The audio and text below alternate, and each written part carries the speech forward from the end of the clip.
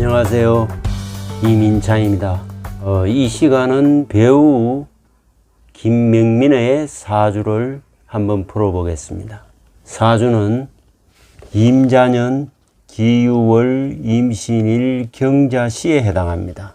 시는 나름대로 추정하였습니다. 올해 50세고요. 이 사주는 금이 왕한 6월에 태어나고 일지에 금의 장생지를 깔고 시간에 금이 투관하여 금이 매우 태왕한 사주입니다. 금이 태왕하면은 용신은 일단 목이 될 수 있습니다. 그러나 이 사주에는 어디에도 목이 없습니다. 목이 없으면은 화가 용신이 되는 것입니다. 화는 이 사주에 어디에도 없습니다. 그래서 다시 반전되어 금 자체가 용신이 되는 것입니다. 그러나 금이 인성에 해당하거나 비겁에 해당하면은 설해주는 오행이 용신이 되는 것입니다.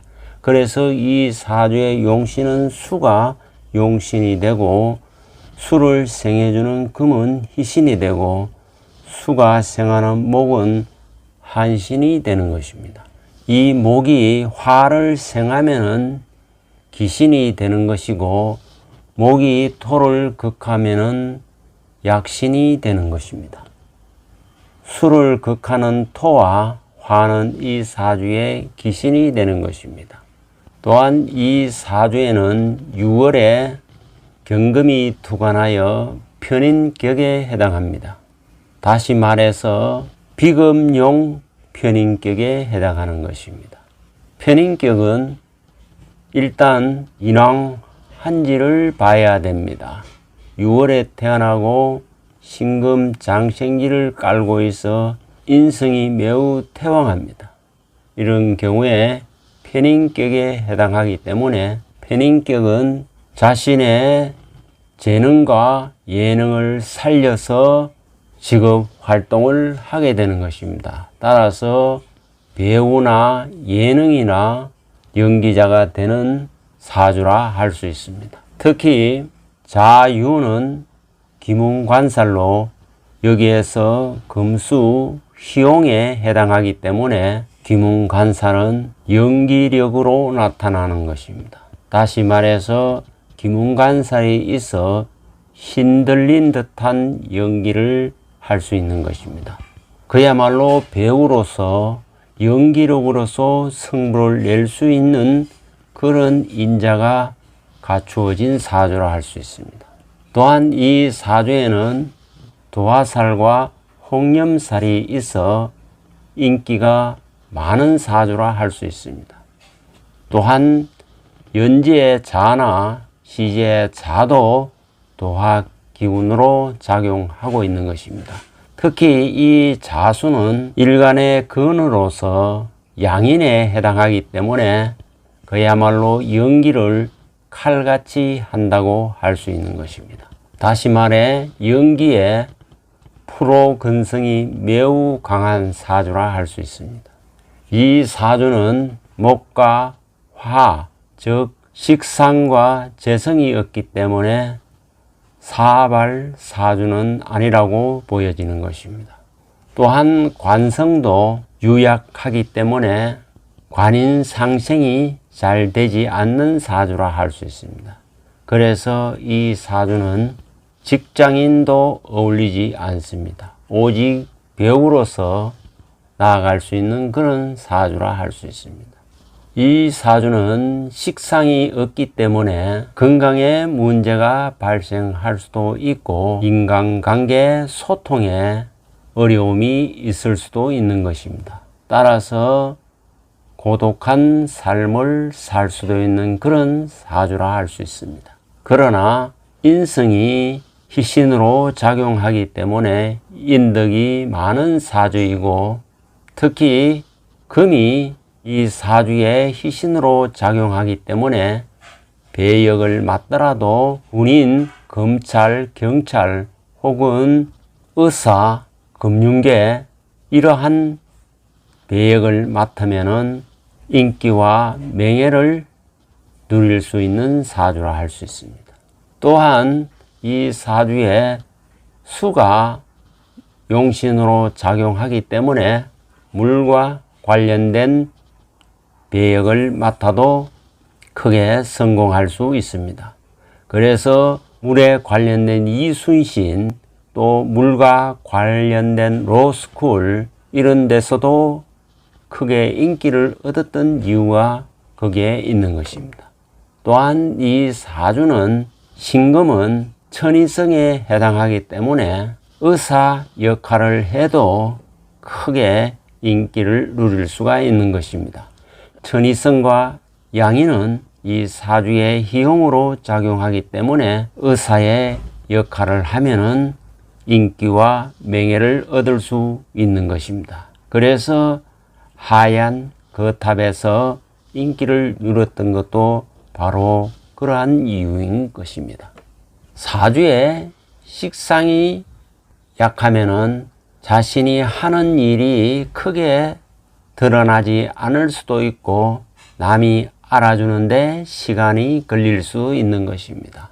금수 또한 목화가 없으면은 발복하는데 매우 느려지게 되고 대기만성형으로 가게 되는 것입니다. 그래서 무명의 시절이 길었던 것입니다. 다만 이 사주에 금이 많기 때문에 다소 냉정하고 냉혹하게 보일 수가 있습니다. 그러나 금이 또한 좋게 작용하면은 끊고 맺는 결단력이 있기 때문에 마무리를 깔끔하게 한다는 장점도 있는 것입니다. 태어나는 월지가 6월이기 때문에 어떤 일을 하게 되면은 한 우물을 파는 타입이라 할 수 있습니다. 또한 이 도화살은 주변의 관심과 인기를 집중시키는 인자이기 때문에 프로 근성을 발휘하게 되는 것입니다. 그럼 울로를 한번 살펴보겠습니다. 대우는 경술, 신해, 임자, 개축, 갑인, 을묘, 병진, 일대운으로 흘러가고 있는 것입니다. 울로를 보면은 금운에서 출발하여 수운을 거쳐 목운으로 가는 사주입니다. 희기의 구도를 보면은 금수 목운은 용의 운으로서 승승장구할 수 있는 운이라 할 수 있습니다. 다만 이 술운은 토화기운이 있기 때문에 어려움이 있었던 시절로 볼 수 있습니다.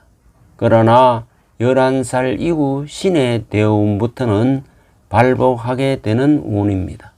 그래서 자신이 맞는 적성을 찾아 학과를 선택하고 진학하게 되는 것입니다. 다만 이 사주는 목화 기운이 없기 때문에 수운이 시작이 됨에도 불구하고 발복이 자운부터 시작되었던 것입니다.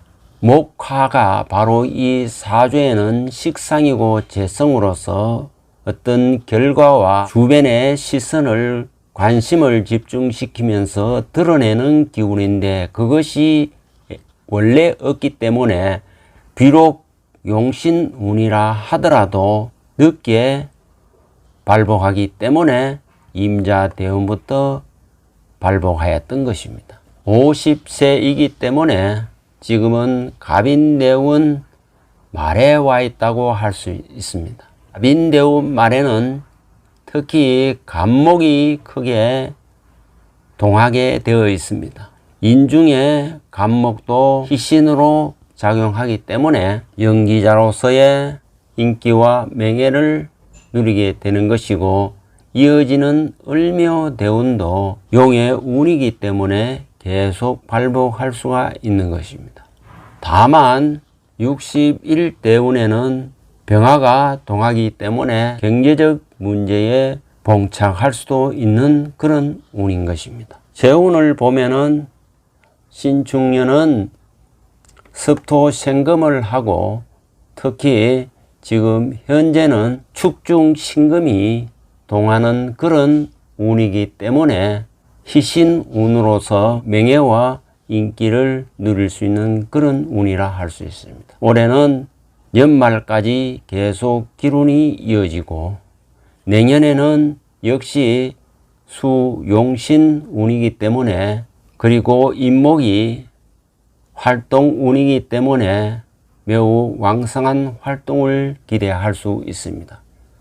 그러나 한편으로는 수용신이 하강으로 접어들고 있기 때문에 주변의 조력자나 협력자로부터 마찰이 우려될 수도 있고 배신이나 배반이 있을 수도 있다는 것을 유의해야 할 것입니다. 왜 그러냐 하면은 수용신이 인에서는 음궁에 들고 묘에서는 사궁에 들고 진에서는 묘궁에 들기 때문에 용신에 어려움이 있는 운이라 할 수 있습니다.